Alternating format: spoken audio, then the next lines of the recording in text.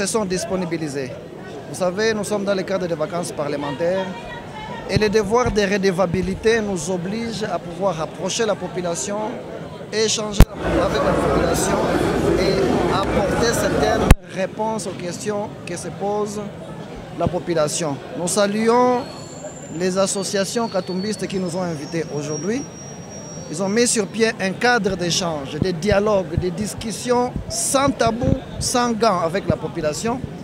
À cette occasion, nous avons essayé d'en profiter pour faire l'éducation civique à la population, donner un certain nombre d'informations à la population pour qu'elle maîtrise la mission d'un député, les limites de la mission d'un député et tout ce qu'elle peut attendre d'un député. Donc pour nous, nous pensons que c'est une activité très importante et qui devrait être organisée régulièrement pour permettre à la population de garder cette chaleur-là avec ses élus.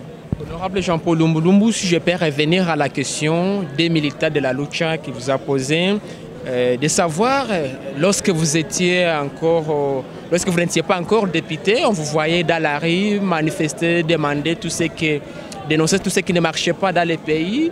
Mais aujourd'hui, vous devenez député, vous semblez montrer que tout va bien pendant qu'il y a toujours des manifestations dans le pays.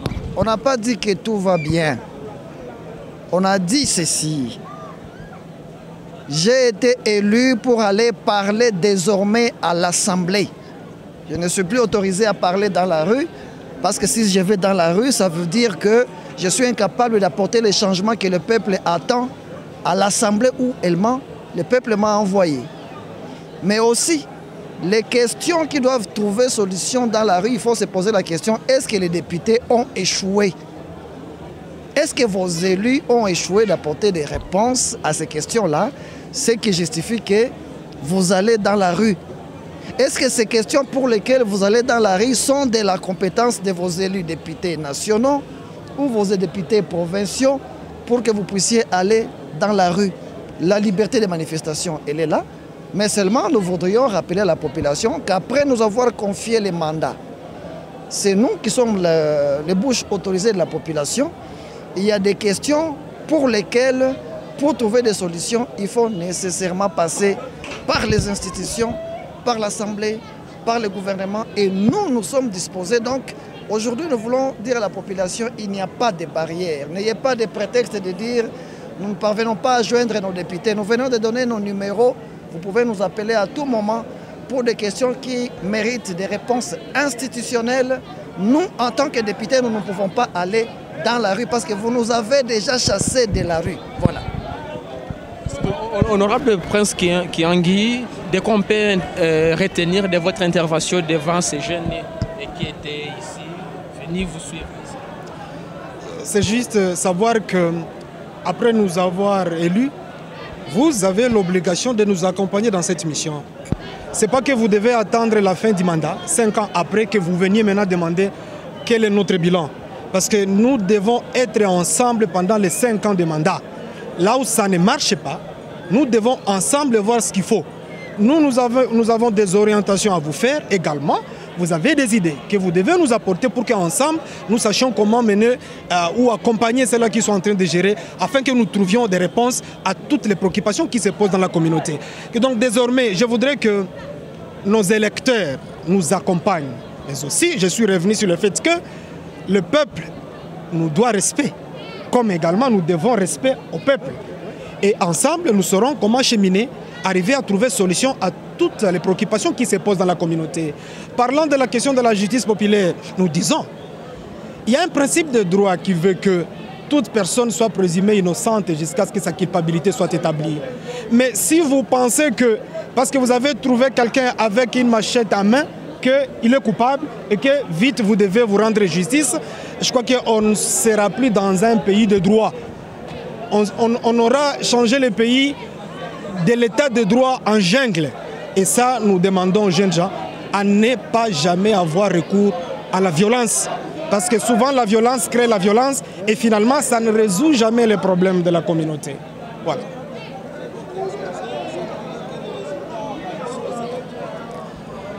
Je suis tenté de croire que les jeunes gens ont compris et qu'à chaque fois qu'ils seront tentés d'entrer dans les rues, ils vont devoir commencer par contacter leurs députés, leurs représentants. Et c'est avec vos représentants que nous saurons quoi faire. S'il nous faut un changement du point de vue des droits, nous sommes disposés à pouvoir travailler là-dessus, à voter des lois. Parce que c'est en fait la loi qui protège les citoyens. Ce n'est pas la rue qui protège les citoyens. Et quand vous allez dans les rues, vous vous exposez davantage. Et quand vous êtes emprisonné, c'est maintenant que vous allez demander l'appui des députés pour être libérés. Or, ce n'est pas ça. Il fallait déjà commencer par travailler là-dessus en amont, que d'attendre qu'il y ait des conséquences pour maintenant venir voir les députés. Et donc, à chaque fois, toutes les fois que vous pensez avoir des problèmes pour lesquels les députés peuvent intervenir, en tout cas, venez nous voir. Ensemble avec vous, nous saurons quoi faire pour apporter solution. Je dirais tout d'abord que la jeunesse a bien fait d'être là, puisque nous n'avons fait qu'un rappel de son devoir, celui d'être continué à être vigilant, puisque nous avons rappelé que les changements que cette jeunesse a cherché pendant un temps suffisant n'est pas encore arrivé. Et qu'il faut que donc la jeunesse continue à être vigilante pour qu'à un moment, toute la population du Nord Kivu soit libérée, tous les peuples congolais soient libérés.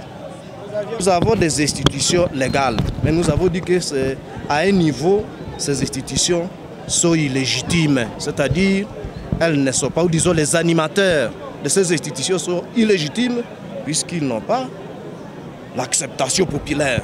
Ce que nous avons dit, c'est la nuance que je voudrais apporter pour que personne ne dise que j'ai dit que les institutions sont illégales. Non, ce sont plutôt les animateurs à un certain niveau qui sont illégitimes.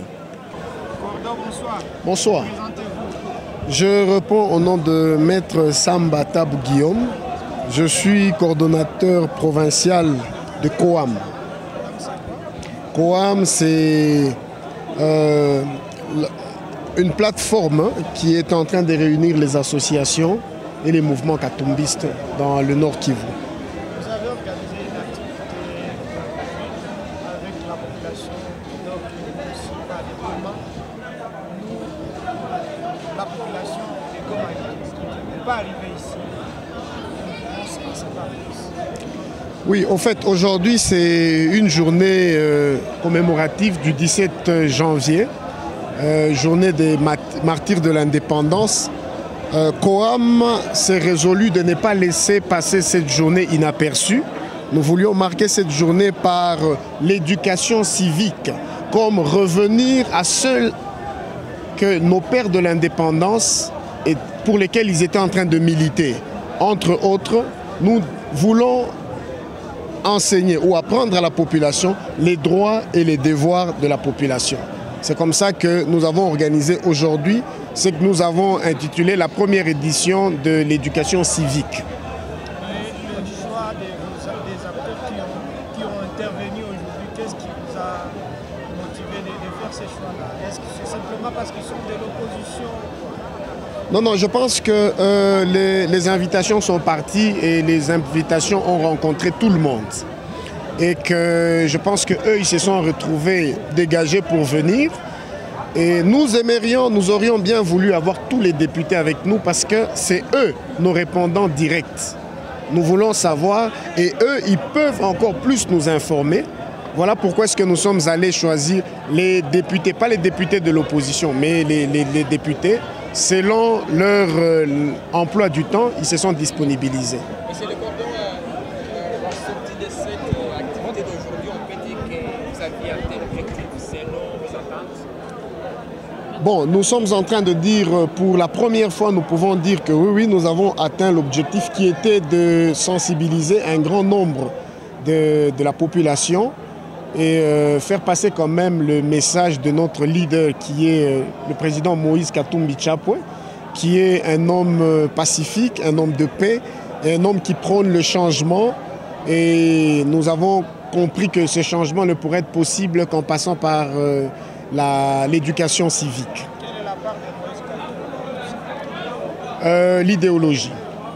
La part de Moïse Katumbi, c'est l'idée qu'il est en train de nous infuser, entre autres le changement, le pacifique et l'amour de la nation et la cohabitation.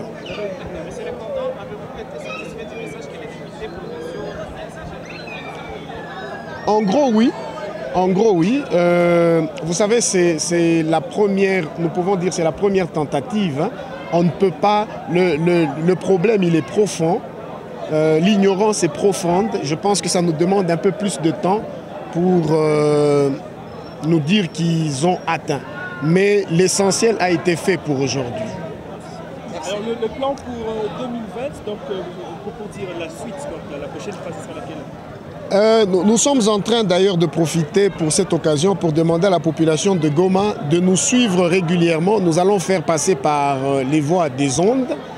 Le programme qui va suivre, nous pensons, nous programmons des moments au niveau de la télévision, des chaînes de télévision et de la radio pour être sûr que nous pouvons atteindre la grande masse de la population et passer à cette éducation civique. Parce que vous savez, ensemble avec moi, que les pêcheurs en eau trouble, ils profitent lorsque la population est ignorante pour faire passer du n'importe quoi et par conséquent retarder le développement du pays.